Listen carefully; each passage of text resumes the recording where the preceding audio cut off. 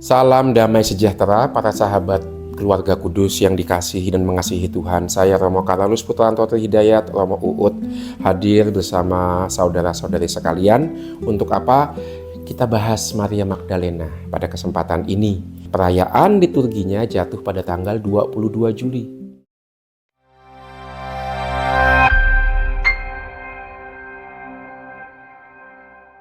Yang menarik adalah sebuah fakta.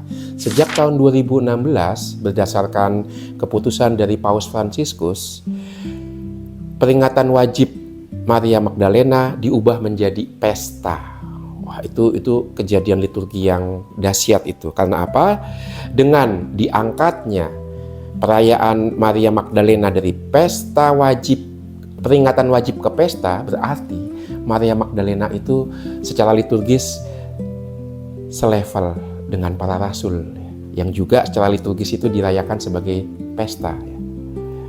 Dan istilah yang diberikan Bapak Paus Fransiskus kepada Maria Magdalena adalah rasul dari para rasul. Ada yang tahu alasannya? Alasannya karena Maria Magdalena saksi pertama kebangkitan Tuhan. Dan syarat utama, salah satu syarat utama orang disebut rasul adalah melihat Yesus yang bangkit. Nah, maka tidak heran Bapak Paus Fransiskus mengangkat perayaan liturgi Santa Maria Magdalena dari peringatan wajib ke pesta, karena dia adalah saksi pertama kebangkitan sebelum para rasul itu. Tapi ada nggak alasan lain yang lebih kuat? Pasti ada ya. Yang pertama, Maria Magdalena itu salah satu perempuan yang namanya paling sering disebut setelah Bunda Maria, Bunda Tuhan.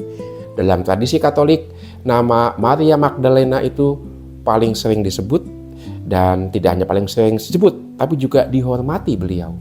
Maka bersama dengan Bunda Maria, Maria Magdalena itu juga perempuan yang dihormati dalam Gereja Katolik. Lalu yang kedua, kenapa dihormati dan kenapa sering disebut? Ada dua alasan.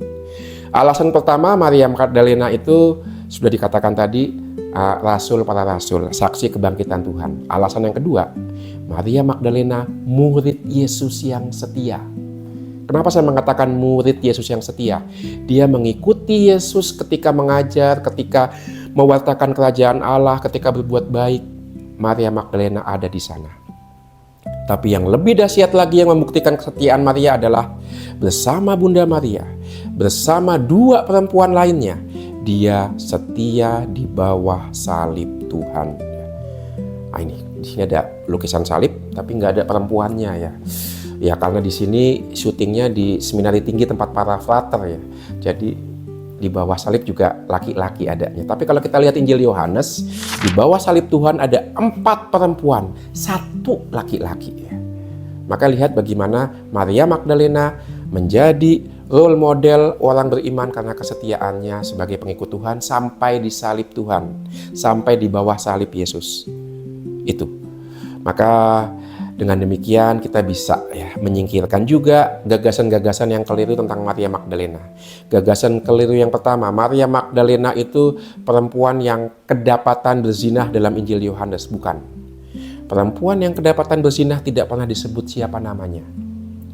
Jadi Maria Magdalena tidak identik dengan perempuan yang berzinah dalam Injil Yohanes. Yang kedua, Maria Magdalena juga bukan pelacur yang kemudian bertobat dan menjadi murid Tuhan. Tidak.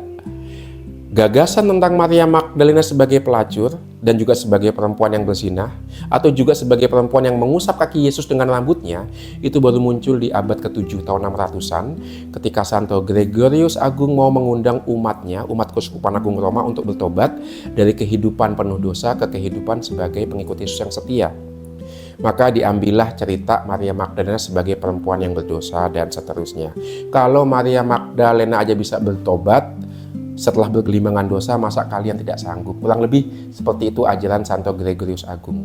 Maka gagasan bahwa Maria Magdalena perempuan yang berzina, pelacur, atau perempuan pendosa yang mengusap, membasuh kaki Yesus dengan rambutnya, itu tidak punya dasar biblis yang kuat. Lalu siapakah dia?